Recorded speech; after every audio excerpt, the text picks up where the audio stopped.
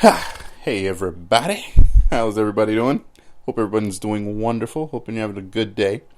So, in my last video we talked about 9 reasons why you should watch $9.9 billion Woman. Now I know some of you probably heard me and you were like, I don't think we watched the same show. And this is the part where I get to show you and to talk to you about 5 things that I did not like about the show. Okay, 5 things I did not like about the show. Number 5. Okay, the last 4 episodes, the last 4 episodes had me scratching my head like I did not get it.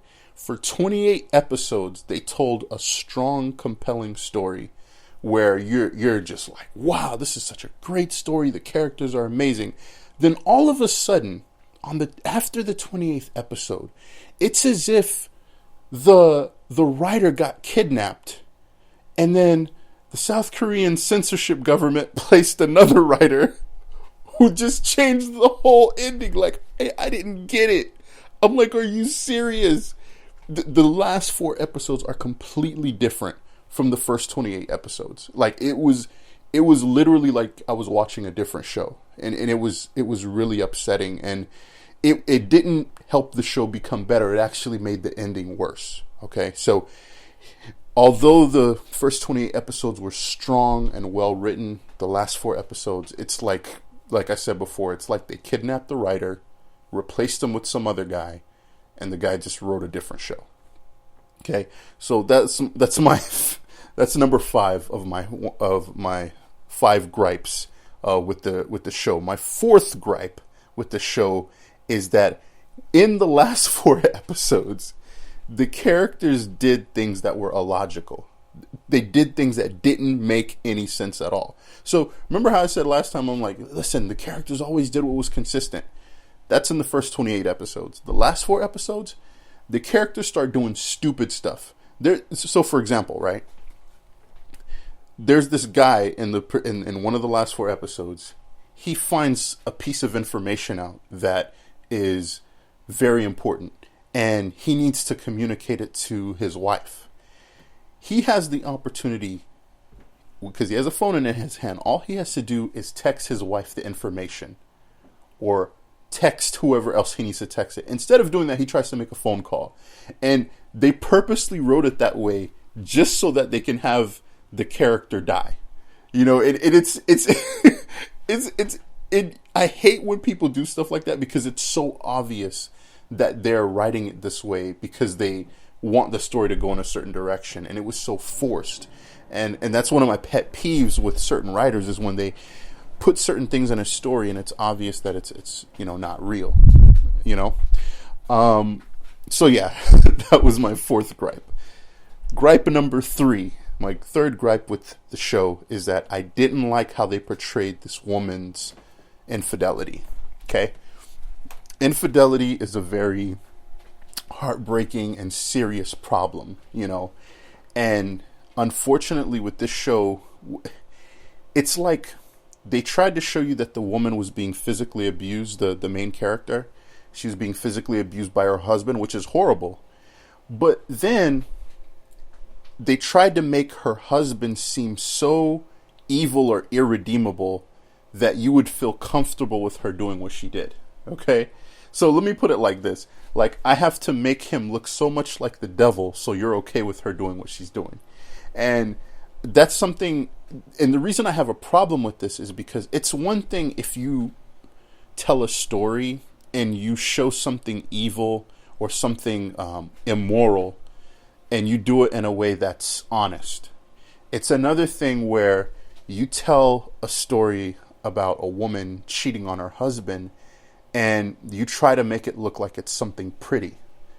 And I think that's the part that really irritated me, because this woman, she doesn't only physically cheat on her husband, she also emotionally cheats on her husband, and it was something that I think, and to be frank with you, the particular network that I watched the show on, I noticed that the ratings for this show was very low, and I think that's one of the things that rubbed people the wrong way.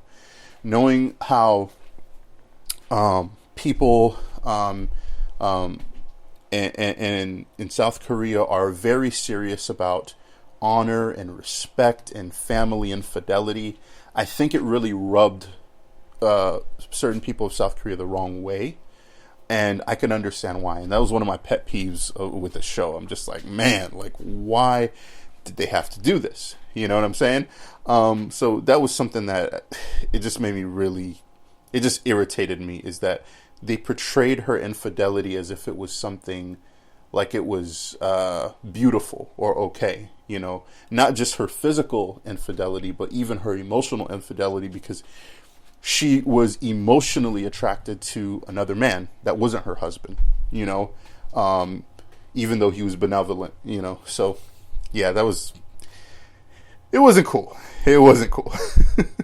Number 2, my second gripe with $9.9 billion Woman is there were plot holes that were never resolved. Okay. Now, despite how well the 28 episodes were, the first 28 episodes, the last 4 episodes did not do a good job in basically covering all the plot holes. There were plot holes that were never truly dealt with. Okay. And I'm going to give you just one example. For example, there's a particular incident that happened in the first couple episodes where there's this villain, and he's there's this drug bust going on, and there's this villain there, and the cops go to get him, but the villain ends up killing one guy, but then he lets the other cop live. Okay, all right, fine, but they never explained in all the episodes, and if they did, they didn't make it clear. They never explained why the villain let the other guy live. And I'm like, what the heck? How the heck are you gonna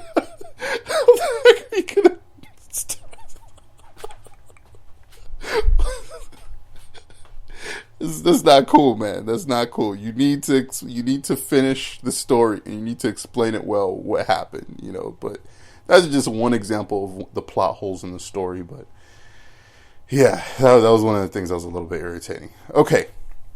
My number one gripe with the show is that the lead character's story arc was not believable, especially in the end. Jung Seo Yeon's story arc wasn't believable. Now, don't get me wrong, the actress who played the character Chung is a great actress, okay? But I feel that they never allowed her character to fully become at the end what they established in the first 28 episodes. Let me explain what I mean. So, for example, if she's supposed to be this woman who is so driven by guilt and greed, then you need to show her full story of what will be the consequence of her having that greed. You know what I'm saying? And I feel like they never did that. They never showed the full consequence of like her having that greed, not just in the sense of what happened to the people around her, but who she became as a person. Like, who does she become as a person? They really don't show her becoming a person that has given herself fully to greed. And they tried to make it seem as if the love that she had for this other man was keeping her from becoming fully greedy. But to be honest with you, that's just not realistic. That's not realistic. A woman who did the things that this character did, there's no amount of, unless it's an act of God, there's no amount of another man's love that would make her stop being greedy. On the contrary, she would have killed that man, for that money. You know what I'm saying? So, I don't know if that makes sense. It does. If you're saying this woman is so greedy that she's willing to let some innocent man die, why wouldn't she purposely kill someone else just for that money? You understand what I'm saying? Like, and they tried to make it seem like it was love that was changing her heart, and that's why she never became fully greedy. But it wasn't believable. Like, I'm not buying it. Okay. Anyways, so those are my 5 reasons of why. Those are my 5 gripes with $9.9 billion Woman. Let me know what you think down below in the comments. Don't forget to like, share, and subscribe. What do you think? Do you think that my reasons are wrong? Do you agree or do you disagree? Just let me know, okay? All right? So I appreciate you guys taking the time to listen, and I will catch you later. Peace.